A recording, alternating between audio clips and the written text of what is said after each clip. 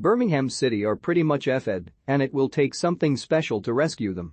With ownership issues, ground issues, a downgraded academy and a ghost manager, Birmingham City have a lot on their plate this summer. There was a point towards the start of the season when it felt as though Birmingham City may justify the gravity imposed upon them by their shoddy ownership. 3 wins and just 1 defeat from their first 6 games lifted them to 4th place in the championship, and those victories had included an opening day win over freshly relegated Sheffield United and a 5-0 away win at Luton Town. Birmingham, not normally a club prone to optimism, had cause to look up on the second weekend of September. Birmingham City ended the season in 20th place, just 2 above the relegation positions. Had Derby County and Reading not been docked 21 and 6 points respectively by the EFL and Birmingham were docked 9 themselves in 2019, so this is an area in which they have expertise, they'd have stayed up only on goal difference. Repair work on St Andrews, which rendered half of the ground completely inoperable for a considerable period of time, and which continues to render it partly unusable, is still not done. The ownership of the ground is unclear, the manager doesn't even seem sure whether he is the manager or not, the academy has been downgraded and, with takeover talk having curdled into a circular swirl of rumor and counter-rumor, now there are questions over the ownership structure of the club. Birmingham City's new owners, reveal yourself number bcfcpic.twitter.com qzxpguu51b Tom, @BrummyTom, May 28, 2022, it's not that Lee Bowyer has exactly been tearing things up.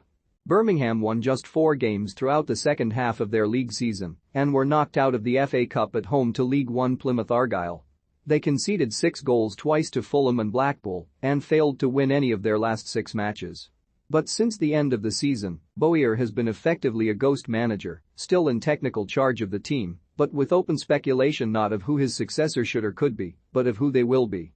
Assistant manager Mark Kennedy has already jumped ship to take over at Lincoln City. Birmingham were reported as being in preliminary talks with Mark Warburton over replacing Bowyer as manager, but this was 3 weeks ago, and Bowyer remains in place, limping forlornly on.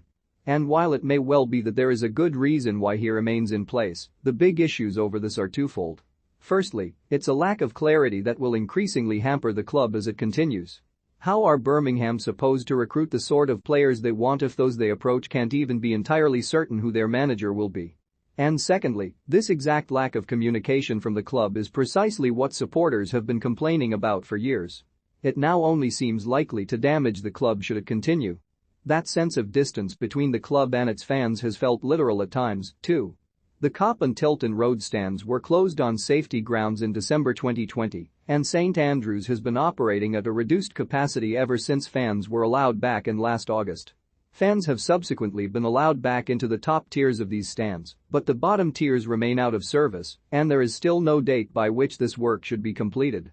This is one area in which the club has recently communicated with fans, but while it is fair to say that there have been inherent significant logistical challenges, it still doesn't reflect particularly well upon the club that it has taken this long and that there is still no end date. Meanwhile, the academy has been demoted from Category 1 to a Category 2.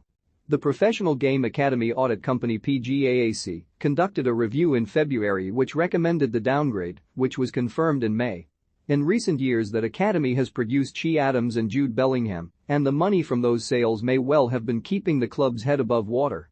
Losing this status means Birmingham miss out on an increase in funding from the FA and can no longer recruit nationally, which is permitted from the under-12 age, providing the player concerned is guaranteed access to a full-time education program.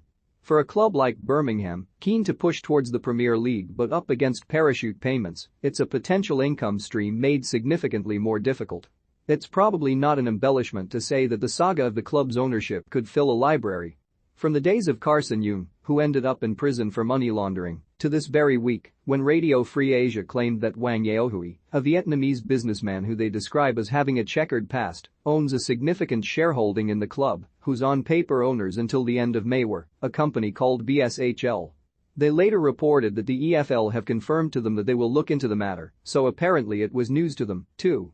Meanwhile, former Rangers director Donald Muir has confirmed that he is out of the running to buy the club, while another group led by fan Paul Richardson and checks notes the former Serie A and very briefly Barcelona player Maxi Lopez remains interested. The optimistic prognosis is that they buy the club and put it back on its feet, but this doesn't seem likely to come cheap. The last set of accounts were a car crash. Birmingham certainly no longer own their own ground.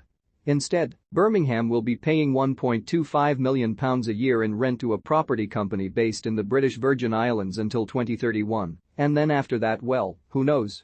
And this is what's for sale, although even now there don't seem to be any quick answers to what seem like several fairly pressing questions. The Wang Yaohui issue seems unlikely to expedite any takeover, and with the ownership of both the club and St Andrews shrouded in this now apparently perpetual cloud of mystery and ongoing decay, it's fair to ask what any new purchasers would be buying, and even who they would be buying it from. Birmingham City with a Category 1 academy, ownership of a fully functioning St Andrews, and their finances in order, would be a very different proposition to that which appears to be for sale. What is clear is that Birmingham need to improve if they're to avoid falling into League One. They've finished between 17th and 20th in the championship for the last 6 straight seasons of BSHL ownership, and that cannot continue indefinitely. And the worry is that when a club suffers a significant downturn when it is in the precarious position in which Birmingham find themselves, the crash can be devastating. Birmingham City feel like a club on the precipice of something terrible happening, and with the window of opportunity to rectify their many problems starting to close. The club needs new ownership, the stadium issues resolved, and the academy's place restored. This is how you build a successful football club. Not through opaque ownership, rotting steel and ghost managers. Birmingham City cannot afford these owners anymore. The weight of them long ago started to drag the entire club down.